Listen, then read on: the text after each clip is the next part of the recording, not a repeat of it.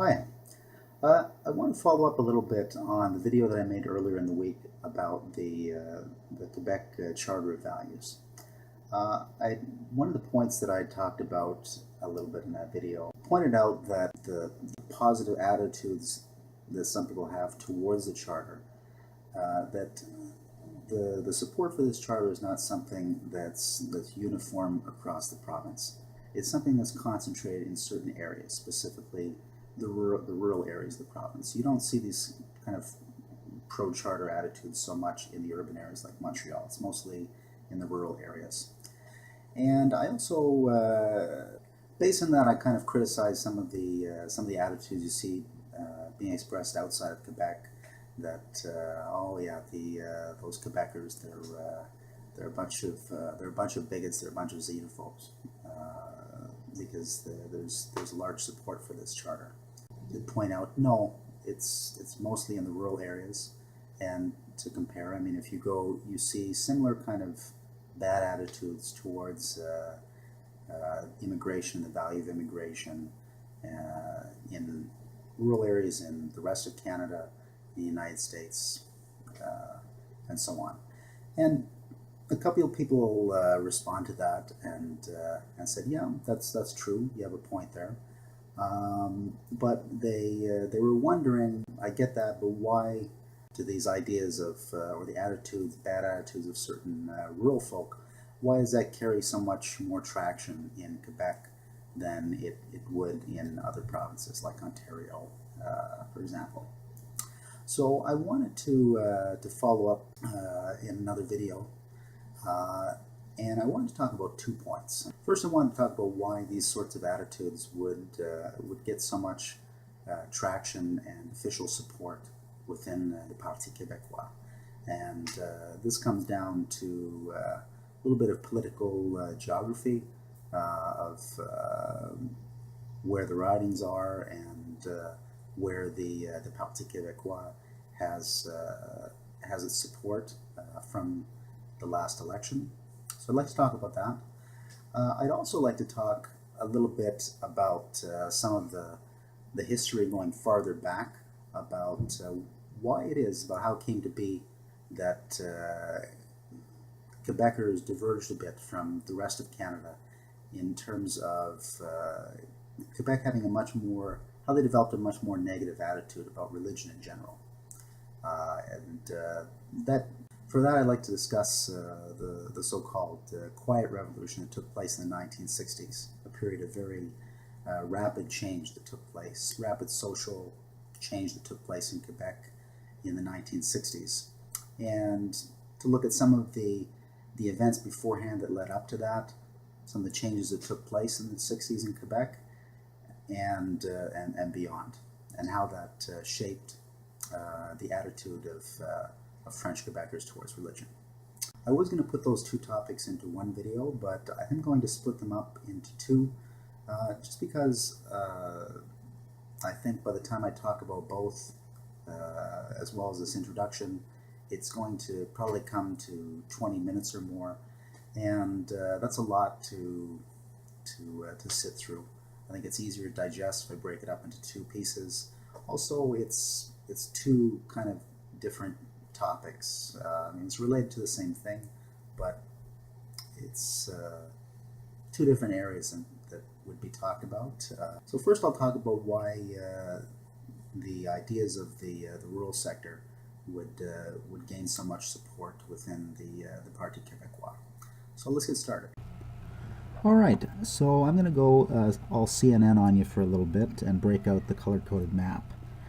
So what we're looking at here, basically, is a map representing the results of the most recent provincial election held in 2012.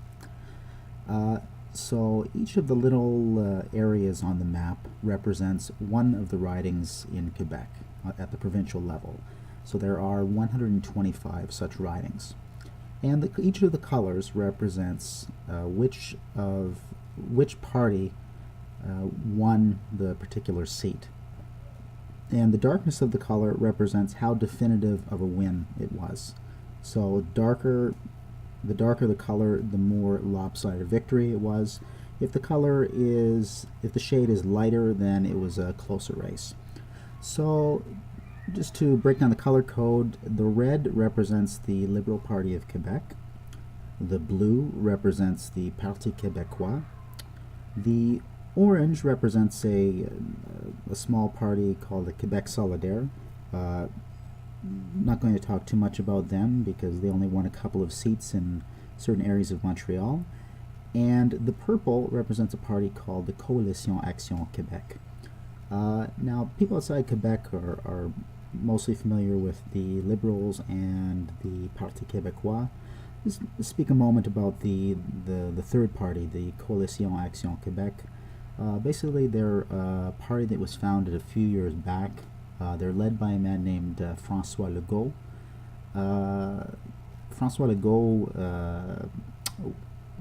used to be in the Parti Québécois. He used to be a high-ranking government minister the last time that the Parti Québécois was government prior to this.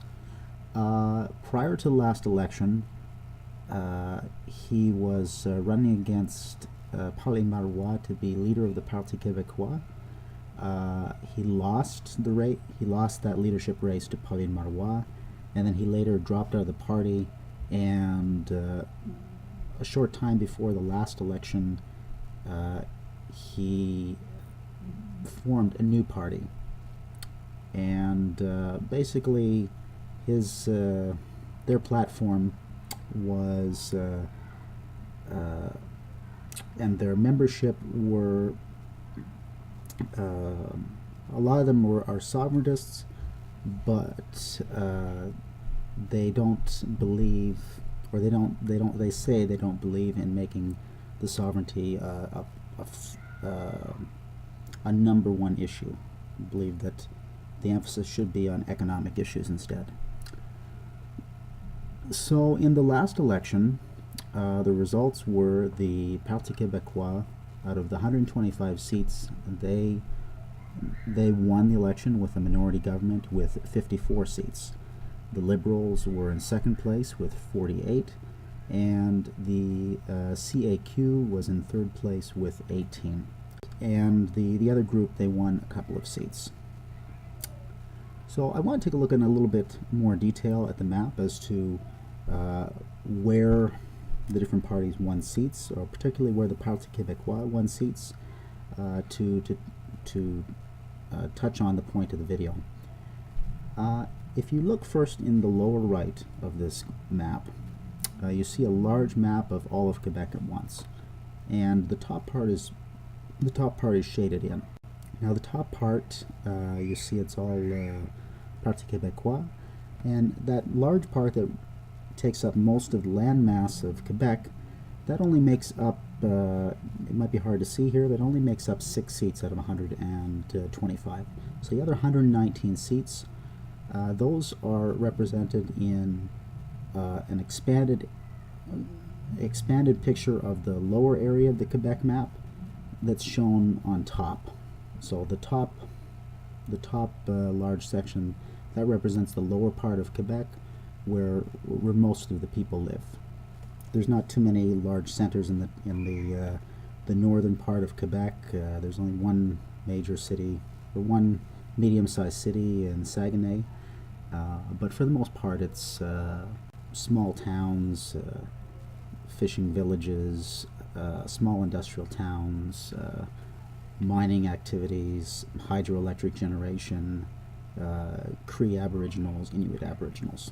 Most of the population's in the south. So the top part of this diagram, you see the southern part of Quebec. Furthermore, you see a couple of small areas that are blown up in more detail. So the one on the left, the expanded box, that represents the Montreal and the area around, and the other one represents Quebec City. That's because these areas are more populated, they have a lot of ridings. So if you look in the Montreal area, which shows up in the lower right, you see that the color scale is dominated by the red. So there's a lot of Liberal seats in that area. Out of the 28 ridings on the island of Montreal. The Liberals won a sizable number of those, something like 20 of the seats on the island of Montreal. And you can see that on the island of Montreal, or it might be hard for you to see here, but on the island of Montreal, out of 28 ridings which are on the island of Montreal, only 6 are held by the Parti Québécois. Similarly, on Laval, which is another island just to the north of Montreal Island, there are, I believe, 6 seats, and 4 of those are held by the Liberals and 2 are held by the Parti Québécois.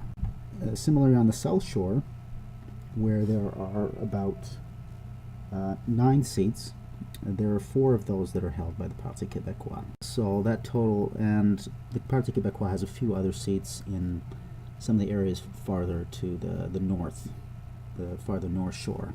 The Quebec City area, out of 6 seats, the Parti Québécois has 1 seat.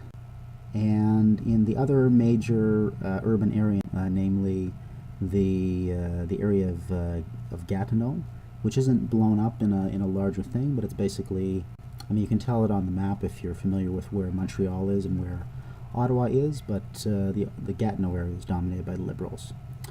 So in terms of major urban areas in Quebec, the Parti Québécois had, I believe, about 13 of their seats out of 54.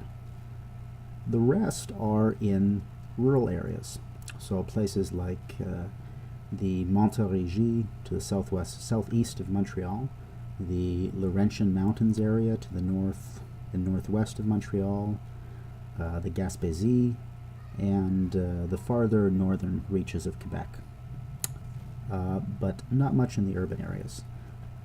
So in the more major urban areas of Quebec, that only accounts for about for 13 seats out of 54, or somewhere between 20 and 25%. So something like 75% or more of the Parti Québécois support of their seats comes from the rural regions. So this gives a little bit of explanation as to why the Parti Québécois, more than other parties, would be inclined to try to pander to attitudes of the rural French in Quebec. Whereas the other parties, they have a lot more of an urban base. The Liberals are based heavily in Montreal, and the other party in areas around Montreal and around Quebec City. So hopefully this explains why this sort of rural ignorance would find more support and more of an expression within the Parti Québécois. So that's all about all I want to say for this video. I'm going to continue in the next video, as I said, with discussion of some of the historical roots that have led towards negative attitudes towards religion in general within the province of Quebec. I want to thank you for listening, and I have a couple of links to some of the materials in the description.